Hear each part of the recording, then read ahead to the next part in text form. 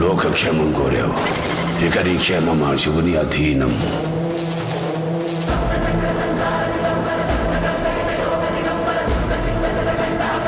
కాషాయం కట్టుకున్న ఆ దేశాన్ని చూడు, త్రిశూలాన్ని పట్టుకున్న ఆ దైవాన్ని చూడు. ఎవడ్రా విభూతి కొండను ఆపేది?